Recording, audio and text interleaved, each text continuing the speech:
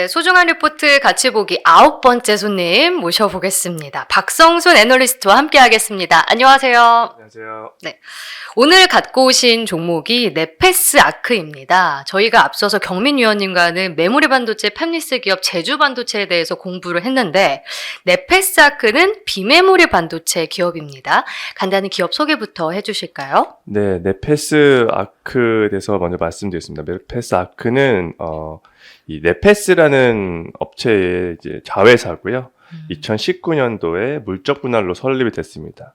그래서 보통은 이제 네페스 같은 업체에서 이제 패키징을 하고 이제 네페스 아크에서 이제 테스트를 한다고 보시면 되겠고요. 그래서 저희가 흔히 말하는 비메모리 테스트 하우스다라고 보시면 될 것 같습니다. 네. 주요 이제 칩들이 이제 있는데요. 주요 칩들 여기에 이제 제가 매출액 비중으로 써놨지만 보통 AP, PMIC, DDI가 가장 이제 큰 매출을 차지하고 있고요. 대부분은 다 이제 삼성전자 향으로 나가고 있는 칩들이라고 보시면 되겠습니다. 네.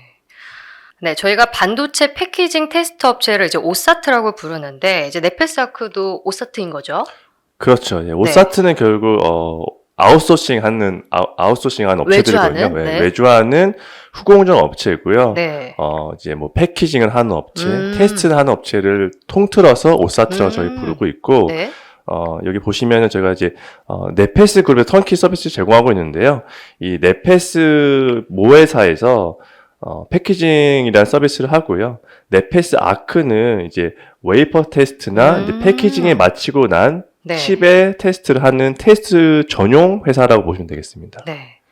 그러니까 전공정에서 후공정 넘어갈 때 이렇게 테스트하는 과정을 좀 담당하게 된다. 이렇게 해석을 해도 될까요? 테스트는 이제 전공정이 끝나고도 한 번 하고요. 네. 후공정이 끝나고도 한 번 하는데 이제 시장이 큰 거는 전공정이 끝난 웨이퍼를 테스트하는 웨이퍼 테스트고요. 네. 이제 칩을 테스트하는 거는 이제 후공정 테스트랑 또 전혀 따로 표현하고 있습니다. 네. 네. 근데 네페스 아크는 이 웨이퍼 테스트를 주력으로 하는 사업에 비중이 큰데 그럼 이쪽 사업에 저희가 업황도 한번 짚어봐야 될 것 같아요. 네, 맞습니다. 결국은 가장 중요한 거는 이제 반도체 경기거든요. 이제 네. 네페스 아크 같은 경우는 팹리스나 이제 종합 반도체 회사의 웨이퍼 물량에 대한 테스트를 수행하는 거예요. 그러니까 웨이퍼 얼마큼 생산하느냐가 가장 중요하겠죠. 네. 그러니까 결국 가장 중요한 거는 비메모리 업황이다라고 보시면 되겠는데요. 네. 뭐 저번에도 제가 한번 말씀드렸지만 올해의 글로벌 반도체 시장은 네. 굉장히 안 좋습니다. 안 역성장이 좋죠. 예상이 되고 있는 상황이고요. 네. 이제 그 원인을 좀 찾아보자면 저번에도 제가 한번 말씀을 드렸겠지만 2020년 코로나 때 수요가 굉장히 좋았고 이제 공급업체들은 이 수요에 대응하기 위해서 공급을 많이 늘렸습니다. 네. 근데 반면에 이제 시간이 지나면서 PC를 시작으로 수요가 굉장히 안 좋아지기 시작했고요. 모바일 같은 경우는 중국의 제로 코로나 정책 때문에 모바일 시장이 굉장히 위축이 됐고요. 가장 견조하게 수요가 좋았던 서버 같은 경우도 전체적인 수요가 계속 안 좋은 상황에서 저희가 이제 작년부터 페드 금리 인상하고 소비자 구매력 감소되다 보니까 네. 결국 데이터 센터 투자 좀 줄이면서 지금은 시장이 좀 안 좋은 상황을 갖고 있다라고 보시면 되겠습니다. 네. 수요는 이렇게 안 좋은 반면에 공급 같은 경우는 계속해서 캐파를 확대해 왔기 때문에 네. 지금 전체적으로 메모리도 그렇고 비메모리도 공급 과잉 상태다라고 네. 보시면 되겠습니다. 그래서 가장 대표적으로 저희가 이제 공급 측면에서 볼 수 있는 거는 파운드리 업체들의 가동률이라고 보고 있는데요. 네. 이제 저희가 흔히 아시는 TSMC, 삼성전자 말고도 대만에 이제 UMC라는 업체가 있습니다. UMC 같은 경우는 이제 분기별로 가동률을 보여주고 있는데 네. 보시면은 3분기까지 100%로 유지되던 가동률이 작년 4분기에 90%로 빠지고 1분기 이제 곧 실적이 나왔지만 70%로 빠졌습니다. 네, 그리고 2분기 가이던스도 70% 초반대이기 때문에 소폭 네. 개선에 그치거든요. 네. 결국은 지금까지는 상황이 굉장히 안 좋은 상황이고 TSMC 같은 경우도 75%, 삼성전자도 저희가 봤을 때는 한 70%까지 빠진 거를 보고 있어서 파운드리 쪽의 생산은 굉장히 지금 줄고 있다라고 네. 보이고 있습니다. 그리고 저희가 이제 결국 수요가 굉장히 중요한 포인트가 될 것 같은데요. 네. 굉장히 수요는 안 좋은 상황은 맞지만 이제 1분기를 저점으로 2분기는 일부 회복 가능할 것으로 보고 있는 이유는 아무래도 중국 쪽에서에 대한 모바일 회복 기대감은 여전하고요. 상반기에 워낙 이제 또 재고 소진하고 있는 업체들이 하반기에는 수요 대응하기 위해서 일부 구매가 생긴다고 하면은 파운드리 업체들도 가동률 확대가 이어질 거 보고 있어서 전형적인 상저하고 연간으로 예상하고 있습니다. 네. 그리고 넷패스 아크가 이제 테스트를 하는 이 비메모리 반도체들은 이 스마트폰에 대부분 들어가잖아요. 그럼 스마트폰의 가동률의 회복이 되어야 할 것 같은데 이제 투자 포인트는 좀 어떻게 잡아보면 좋을까요? 네, 맞습니다. 이제 결국은 가장 중요한 거는 스마트폰의 수요거든요. 네네. 그러니까 말씀드린 AP, DDI, PMIC 대부분 다 스마트폰에 탑재된 칩들이고요. 네. 그 앞에 말씀드린 이제 파운드리 업체들의 가동률 하반기 일부 회복된다고 제가 말씀드렸는데, 네.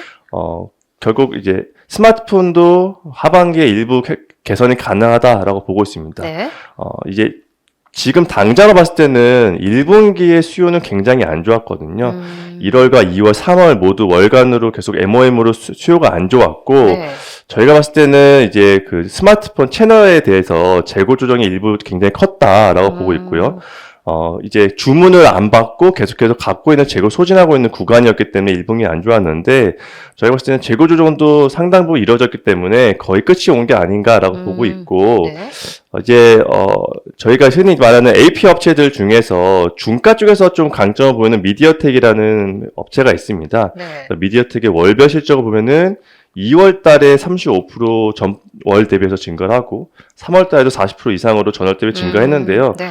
2달 연속으로 보면은 이 금액 그 상승률 자체는 좀 큰 폭으로 올랐습니다. 그러면은 앞에 말씀드린 채널 재고를 좀 감소하고 있고, 미디어텍 같은 패밀리스 업체 AP가 좀 2월, 3월 달에 늘었다고 보면은 네.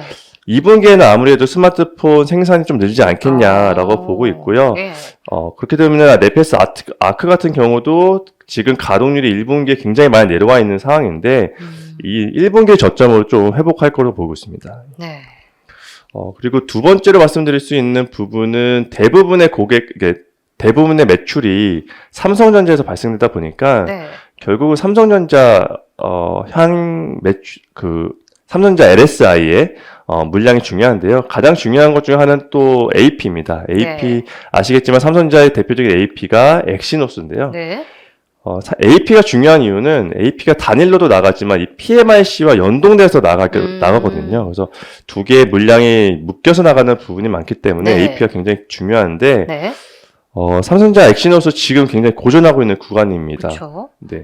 작년에도 이제 퀄컴한테 일부 물량을 많이 갤럭시 S22에서 많이 뺏겼고요. 네. 23에는 아예 들어가지 못했습니다. 그리고 지금 같은 경우는 새로운 엑시노스 2400을 11월 정도에 양산할 거 보이기 때문에 네. 올해 연간으로 보면 하이엔드 모델은 없다라고 네. 보고 있고요. 삼성전자는 그래서 하이엔들이 없는 대신 볼륨 지원 모델을 좀 확대해서 출하량을 회복하겠다라는 계획이거든요.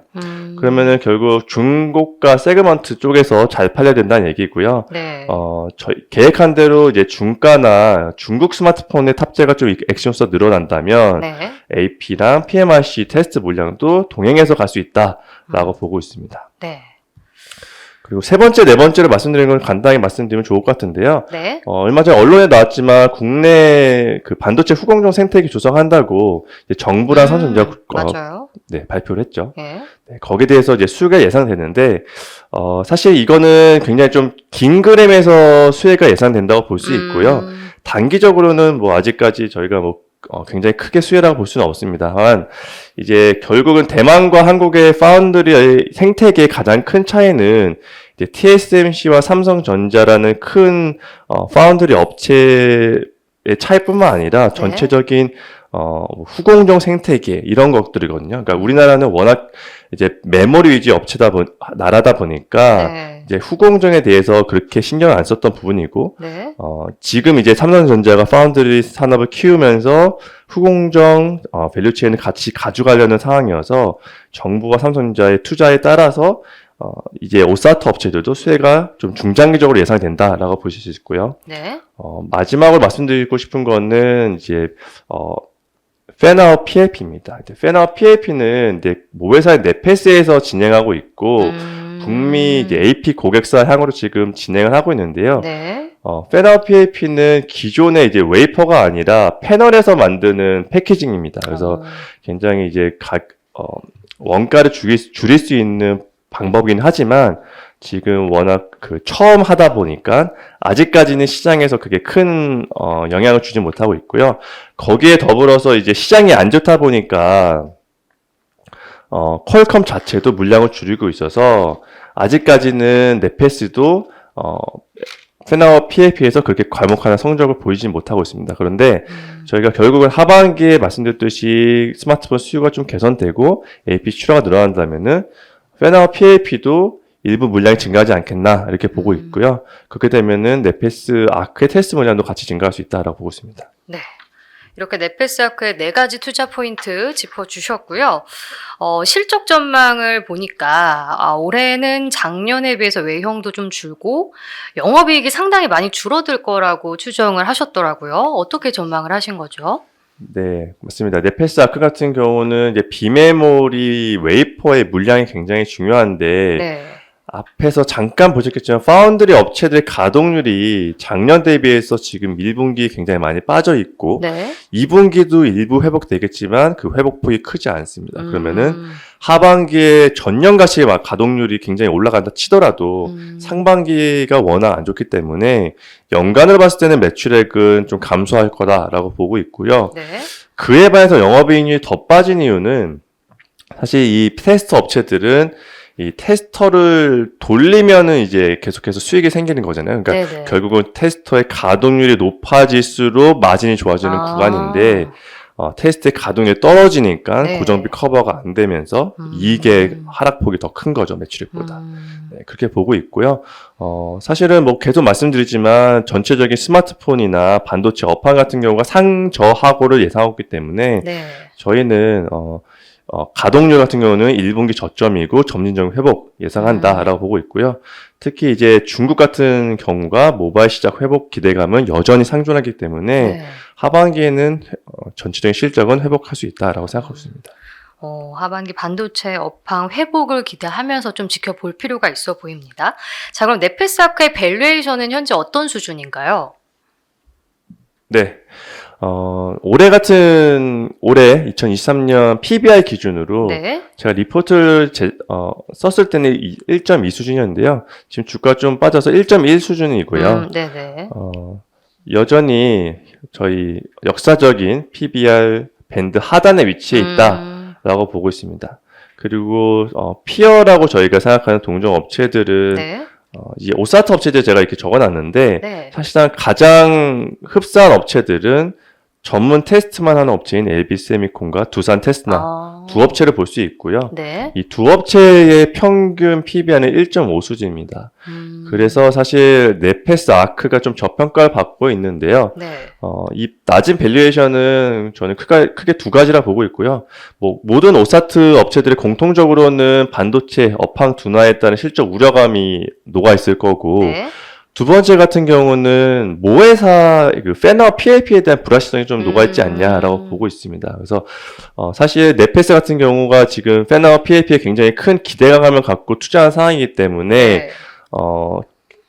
기대감은 많지만 아직까지 성적을 보이지 못하고 있고 이런 모회사의 이런 불확실성이 넷패스 아크에 대해서도 일부 반영이 돼 있기 때문에 밸류에이션은 좀 낮은 상황이지만 저희가 하반기에 이 팬아웃도 일부 개선된다 보면은 저평가 요인도 좀 개선되지 않겠냐라고 생각하고 있습니다. 네. 자, 그럼 투자에 참고할 만한 리스크 요인도 함께 짚어주시죠. 네, 리스크 요인 같은 경우는 결국은 스마트폰 출하량입니다. 저희는 상저하고의 스마트폰 출하를 예상하고 있고 가장 네. 큰 근거는 이제 아무래도 중국 쪽에서의 수요가 개선될 수 있다라고 생각하는데요. 근데 저희는 이제 넷패스 아크 같은 경우는 아까 말씀드렸듯이 대부분이 삼성전자향입니다. 그래서 네. 삼성전자의 스마트폰, 그러니까 네. 갤럭시의 출하량이 굉장히 중요한데요. 네. 작년 같은 경우 갤럭시가 이제 4.8% YOY 감소했습니다. 전체적으로 소비 부진 영향도 있었고 재고의 영향도 있었는데요. 일단은 상반기까지도 일부 영향이 계속 있을 거로 보고 있고요. 하반기 수요가 굉장히 좋게 이제 저희가 예상하더라도 전체적 상반기에 좀 부진한 영향이 있다고 치면은 연간을 봤을 때는 2023년도에 삼성전자의 스마트폰 출하량이 전년 대비 성장은 좀 어렵지 않겠냐라고 보고 있고요. 전년 수준에서 이제 안 좋은 경우에는 5% 정도까지 마이너스로 출하량이 빠질 수 있다라고 생각하고 있어서 가장 큰 이제 물량에 대한 요인은 이제 삼성전자 스마트폰 출하량이라 보고 있습니다. 네, 잘 들었습니다. 넷패스 아크에 대해서 박성순 애널리스트와 이야기 나눠봤습니다. 고맙습니다. 감사합니다. 네, 소중한 리포트 같이 보기 마지막 순서입니다. 이달미 애널리스트 함께 하겠습니다. 안녕하세요. 네, 안녕하세요. 네. 시장에서 정말 핫한 종목이죠. 오늘 루닛 가지고 오셨습니다. 위원님이 리포트를 내시고 주가가 50% 더 뛰었는데 이제 멀리 떠나 보내준 종목이죠. 그렇죠. 자, 어떤 회사인지 한번 소개부터 해주실까요? 네, 루닛은 2013년도에 의료 AI 1세대 기업으로 설립이 되었고요. 네. 현재 총 300명 정도 수준의 직원 수가 있고 12명의 풀타임 의사가 근무를 하고 있습니다. 카이스트 출신 인공지능 박사들이 창업 초기에 모여서 회사를 창업을 했기 때문에 AI 분야에 대한 전문성을 갖추어 왔고요. 그리고 뿐만 아니라 해외 기관 투자금이 총 950억 원에 달해서 외국인 지분율이 25% 정도가 됩니다. 글로벌 채널 구축을 위해서 GE라든지 필립스와 같은 의료 장비 회사와 협업을 진행 중에 있고요. 특히 액체 생검으로 글로벌 1위 업체인 가던트 헬스로부터 투자를 받고 있어서 그들이 가지고 있는 그 암 채널에 루닛의 솔루션을 같이 탑재하는 그런 사업을 지금 현재 진행 중에 있다라고 보실 수 있습니다. 네. 저희가 앞서서 선영 위원님이랑 사이토젠이라는 기업을 공부를 했거든요. 네. 그거는 체액으로 액체 생검을 해서 암을 진단할 수 있는 플랫폼이다라고 설명을 해주셨는데 루닛 같은 경우에는 이제 두 개 사업이 있는 것 같습니다. 인공지능으로 암을 진단하는 솔루션과 그리고 면역 항암제로 치료 솔루션을 주는 사업인데 인공지능으로 진단을 하다 보니까 이쪽 산업도 잘 봐야 될 것 같아요. 업황을 어떻게 판단하고 계신가요? 예, 그렇습니다. 우선 그 루닛의 전방 산업은 인공지능 쪽이다라고 보시면 되는데요. 네. 그 헬스케어 솔루션을 이제 구현을 해서 사업화하고 있다라고 보시면 되고요. 이 인공지능 헬스케어 분야는 인공지능 산업의 큰 축 중에 하나로서 딥러닝 기반의 연산 알고리즘이 개발이 되면서 시장이 형성이 되기 시작을 했습니다. 그러면서 대량의 의료 영상이라든지 의무 기록 데이터 등을 머신러닝 알고리즘을 통해 분석을 할 수 있게 되었고요. 네. 인공지능 기반 의료 솔루션의 그 우수성이 논문이라든지 제품 등을 통해서 입증이 되면서 자연스럽게 인공지능을 접목하는 의료기기 회사들이 좀 늘어나기 시작을 하고 있다라고 보시면 되는데 지금 현재 이 글로벌 의료 인공지능 시장 규모는 네. 2018년도에 약 2.4조 원에서 2025년에는 40조 원 수준까지 크게 성장을 할 것으로 예상이 되고 있는 그런 상황이고요. 네. 이는 의료 시장의 수요 증가, 인공지능 기술의 발달에 힘입어서 지속적인 고성장 세션이 예상이 되고 또 시장 태동기인 만큼 중장기적인 시장 규모 확대는 가능할 것이다라는 게 저희 생각입니다. 네. 자, 그러면은 위원님이 생각하시는 루닛의 투자 포인트는 어떤 게 있을까요? 네, 일단은 크게 이제 두 가지로 지금 볼 수가 있는데요. 네. 첫 번째로 루닛 인사이트가 지금 루닛의 어떤 캐시카우 역할을 좀 하고 있다라고 보여지고 있고 네. 또 향후 지속적인 그런 어떤 매출 발생이 좀 굉장히 긍정적으로 여겨지고 있는데요. 네.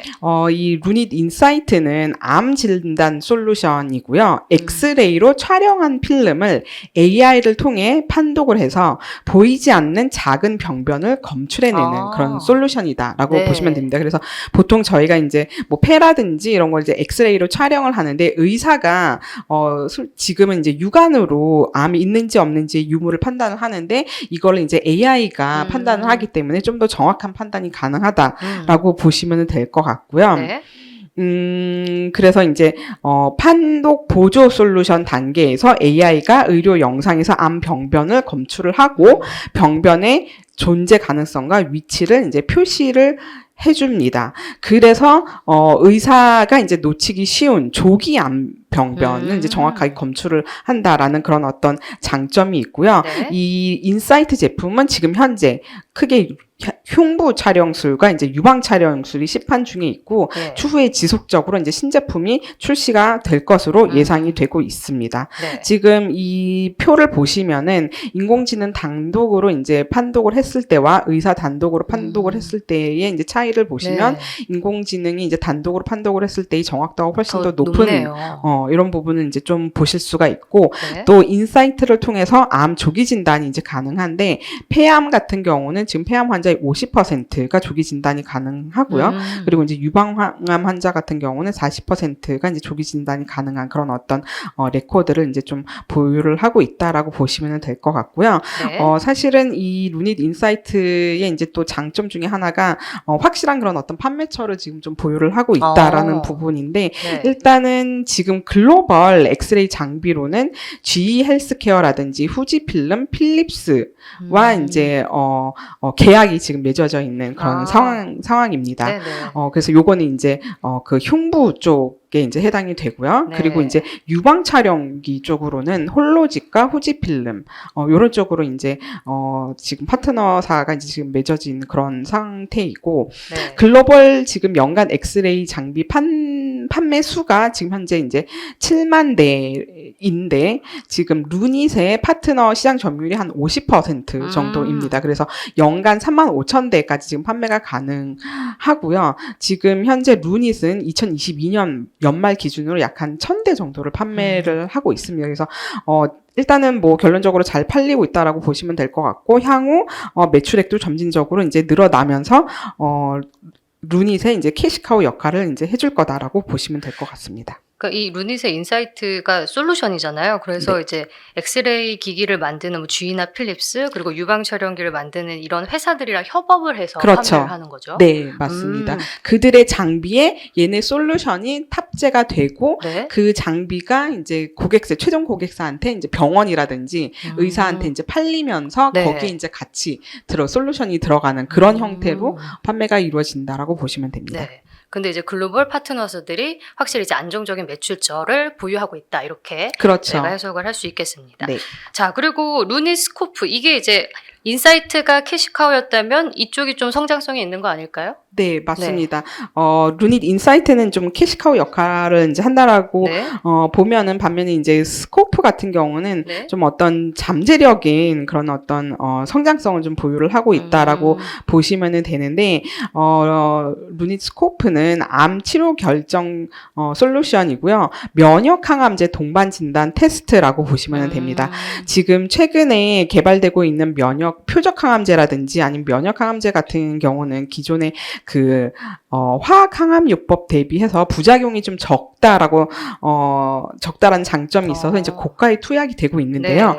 그런데 한 가지 단점이 이게 모든 암 환자한테 이제 약 효과가 나타나지 않고요. 그래서 연간 한 200조 원의 항암제 투약 비용 중에서 25%만은 이제 환자한테 그 반용률을 보이고 있습니다. 네. 그래서 이거를 바이오마커를 통해서 환자를 분류를 하고 맞춤 치료를 하게 되면 그 반응률이 더 올라가게 되거든요. 그래서 현재 많은 항암제들이 바이오마커로 분류된 이후에 맞춤 치료가 이루어지고 있는 그런 상황이다라고 보시면 될 것 같고요. 네. 특히 이제 표적 항암제 같은 경우는 이미 많은 그런 어떤 바이오마커들이 개발이 되어 있는 상태예요. 그래서 네. 이제 표적 항암제 같은 경우는 이제 포화 상태인데 반면에 면역 항암제는 아직까지 개발된 바이오마커가 지금 현재 3개밖에 없는 그런 상황이 있고요. 이제 그런 상황에서 루닛은 이 면역 항암제 쪽에 이제 바이오마커를 좀 보유를 하고 있다라고 보시면 될 것 같습니다.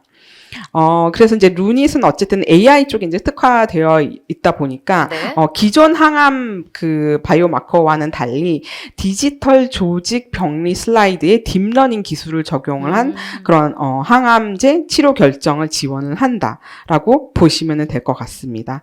그래서 이제 보시면은 어쨌든 기존의 면역 항암제 그 바이오마커들이 한 55%의 반응률을 보이는 반면에 루닛 스코프 같은 경우는 76% 이제 높은 그런 어떤 반응률을 이제 보이고 있는 그런 상태다라고 보시면 될 것 같고요. 네. 이러한 게 그럼 어떤 장점이 있느냐? 이게 사실은 이제 신약 개발을 하는 제약사 입장에서 네. 개발 중인 신약의 허가 성공률을 이제 좀 높여주고 그에 따라서 이제 임상 비용까지 낮춰준다라는 그런 어떤 이점이 있거든요. 그러네요. 그래서 향후에 이 약이 나중에 이제 임상이 끝나고 나서 추후에 이제 허가를 받게 되면은 이 루닛 스코프의 이제 그 동반 진단 테스트와 같이 허가를 만약에 받게 된다면은 의료 수가가 적용이 돼서 큰 폭의 이제 매출 발생이 가능하다라고 이렇게 보시면 될 것 같습니다. 그래서 여기에 간략하게 루닛 스코프의 이제 비즈니스 모델이 이제 이렇게 나와 있으니까 이걸 참고로 좀 해서 보시면 될 것 같고요. 지금 현재 루닛이 그 가던트 헬스하고 이제 협업을 진행 중에 있습니다. 네. 지금 가던트 헬스는 글로벌 탑 100개 제약사 중에 70곳과 협업을 진행 중에 있는데 미국 종양내과 의사 80%가 가던트 헬스 케어 제품을 지금 사용을 하고 있고요. 루닛은 가던트 헬스와 협업을 통해서 연구용 판매 그리고 공동 연구 병원 고객을 이제 확보를 할 예정에 있습니다. 그래서 지금 이 루닛 스코프가 아직까지는 이제 미국 허가를 받지는 않은 상태인데, 2025년에 지금 허가가 예상이 되고 있고요. 허가 획득 이후에는 이제 큰 폭의 매출 증가가 예상이 되고, 향후 이제 한 10년 이후에는 조 단위 매출까지도 지금 가능할 것으로 보여지고 있는 그런 상황이다라고 보시면 됩니다. 네. 근데 바이오 기업이다 보니까 이익을 내기가 좀 역시 어렵잖아요. 그래도 올해는 적자가 조금 줄 거라고 보셨던데 작년 실적 리뷰와 함께 올해 실적 전망도 함께 해주실까요? 네. 작년에 이 회사가 지금 매출액 136억 원, 그리고 적자 영업이익이 매출액 139억 원, 네. 그리고 영업이익 507억 적자를 기록을 했었는데요. 네. 올해는 지금 매출 286억 원, 그리고 영업이익이 적자 폭이 축소가 돼서 약 한 370억 정도가 지금 예상이 되고 있는데, 네. 일단은 지금 매출에서 이제 좀 성장이 좀 많이 늘어날 것으로 전망이 됩니다. 이게 지금 전년 대비해서 봤을 때 한 100% 증가를 하는 거거든요. 네. 우선 이제 해외 매출 쪽이 이제 좀 많이 늘어날 것으로 보고 있는데, 지금 그 루닛 인사이트가 후지사하고 계약을 맺었는데, 네. 이게 지금 올해부터 남미와 동남아 쪽 지역 확장에 따른 매출 증가가 좀 예상이 되고 있고요. 네. 그리고 작년 7월에 계약을 맺은 그 홀로직사를 통해서 유방 촬영술 매출이 올해 이제 연말부터 이제 발생이 되면서 요거는 이제 내년도 매출에 좀 긍정적으로 좀 반영이 될 것으로 보여지고 있는 상황입니다. 그래서 어쨌든 해외 매출이 이제 증가를 하면서 올해 적자폭이 좀 많이 줄어든다라고 보시면 되고요. 네. 내년도에도 매출은 좀 계속 증가를 할 것으로 보여지고 있고, 지금 현재 이 회사가 이제 아무래도 적자 기업이다 보니까 BEP 달성이 이제 언제 될 거냐라고 이제 좀 많이들 생각을 하시는데, 그거는 제가 봤을 때 2025년도에 이제 BEP 달성이 좀 가능하지 않을까 이렇게 보여지고 있습니다. 네. 25년도까지는 조금 적자가 지속될 수도 있다. 하지만 성장성은 확실하다. 이렇게 판단을 할 수 있을 것 같습니다. 네. 자, 그럼 밸류에이션을 봐야 될 것 같은데요. 주가가 좀 많이 올라왔습니다. 리포트 쓰셨을 때는 밸류에이션이 매력 있다라고 하셨는데 지금은 어떻습니까? 아직도 여전히 매력이 있습니다. 네. 지금 현재 한 7천억 정도 수준인데요. 네. 지금 경쟁사들이 대표적으로 이제 그 AI 의료 회사들이 패스 AI가 있고요. 하트플로우, 비즈 AI 이런 회사들이 있는데, 패스 AI가 1.3조 원, 하트플로우가 3조 원, 비즈 AI가 1.5조 원, 네. 이 정도 수준에 있어요. 그 모두 조 단위 시가총액을 지금 형성을 하고 있거든요. 네. 그리고 그리고 지금 이들 모두가 GE, 필립스, 지멘스와의 이제 협업을 진행 중에 있고, 네. 특히 이 패스 AI 같은 경우는 네. 그 동반 진단 테스트가 로슈와 BMS 하고 이제 같이 협업을 이제 좀 진행 중에 있습니다. 네. 그래서 일단 지금 주가 수준도 밸류에이션이 굉장히 낮아서 매력적이기도 하고요. 네.